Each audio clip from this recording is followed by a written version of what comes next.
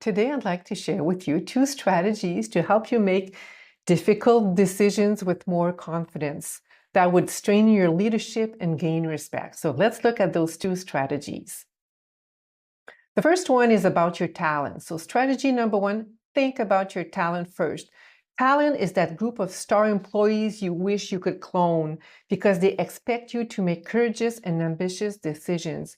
When there's a tough situation or a tough decision to make, they will silently look at you and expect you to do the hard thing to do. They'll probably be thinking, oh my gosh, I'm glad I'm not in his or her shoes, because that's why she gets paid the big bucks. There's the big decisions to be made, and I'm expecting him or her to make it.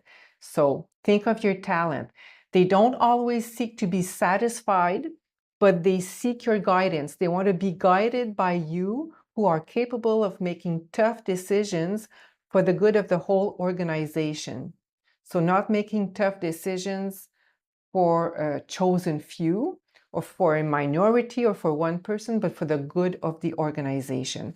Talent, they do respect tough decisions, difficult decisions, even if they're not popular or they don't totally agree with it, because talent do recognize usually what's good for the organization. Now, there's a continuum, pleasing versus respect. So when making decisions, let's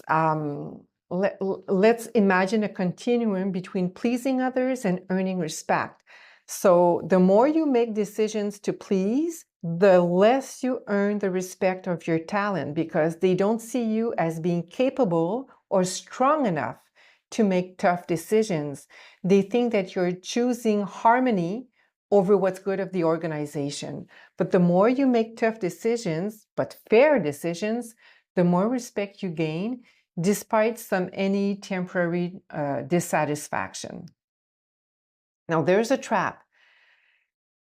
Some leaders, managers believe that making easy or popular decision is enough to keep employees happy, satisfied, motivated, engaged, and that they'll stick around because we don't rock the boat too much, as they say. But that's a trap, because when we do that and we're always aiming for harmony and aiming at pleasing people, or creating a culture of latent dissatisfaction, we eventually get equally unsatisfied in our work. And talent gradually loses respect or confidence in our leadership, assuming that we're not suited or strong enough or capable of making those tough decisions. So that could also harm a culture of continuous improvement, because when we're not making those tough decisions, there's a good chance that we're not making the team grow or the organization grow. So what do? Well, we take time to redefine the success of decisions that we make based on long-term impact. So deciding X will gradually lead to this and that. So hold a team meeting, explain the reasoning behind each major tough decisions. I'm not talking about the decision of changing the color of paint on your wall, but you know, those tough decisions that need that doesn't go in an email, but that needs an explanation to understand the why behind the what. And after you've explained the reasoning behind your decision, listen. Don't try to convince, don't try to sell your idea. Go quickly in listening mode and ask your team members what reassures them with the decision you're about to make, and what worries them, what concerns them. And either after that or with them, explore how you can set the conditions for successful and aligned execution over the decision. In other words, ask your team, what would it take for this to be a successful project, or whatever it is that you're deciding? The impact, well, you'll have a sense of respect. People will respect you as a leader who is not afraid to take some risks for the good of the organization. Your performance will probably go through the roof because you'll be making good decisions for the organizations. And of course, your talent will respect you.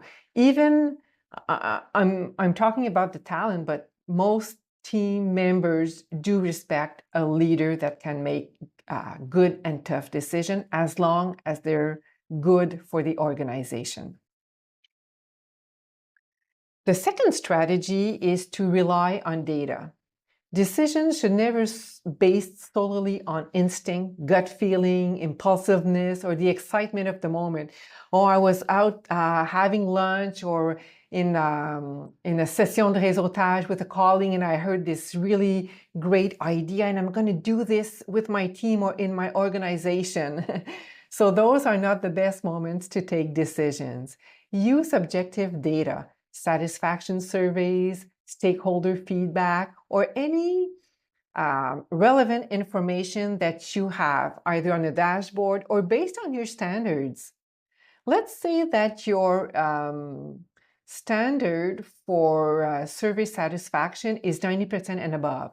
So anytime you have a survey, like over a yearly period or 6-month period, whatever, when your satisfaction survey is 90% or more, well, don't touch it. Don't tweak it. Don't do anything with it. Don't make any decisions based on a standard that you have achieved. But if your results are below your standard, then there's probably a good opportunity to make a decision to improve that standard. Objective data ensures that your decisions are aligned with the real needs and they won't be seen as whims or just personal preferences. There is also a trap with making decisions based on data, is that believing that raw data will always give you the full picture. Well, numbers don't talk, but humans do. So the risk here is to solely rely on numbers, quantitative data, and that might cause you to miss critical information or nuances. Some key points, some really important information do not show up in formal surveys for all the reasons we can imagine. Based on what we see in the story that we tell ourselves, there's always a gap. But some people are afraid to maybe write all the comments they wish they would. Some people just don't like to write comments, but you as a leader manager need to get a little bit more information than the data that is in front of you. So the tip is to combine quantitative data with human interviews to get a complete picture of the situation. So one-on-one conversations, focus group, informal feedback, they're all good ways of getting a little bit more explanation behind the data. When you do that, your decisions become more balanced. They're not only based on facts, but they also resonate what's really happening behind the scenes or on the ground. And that approach usually strengthens a team's trust and ensures a broader sense of credibility and respect for the decisions that you make.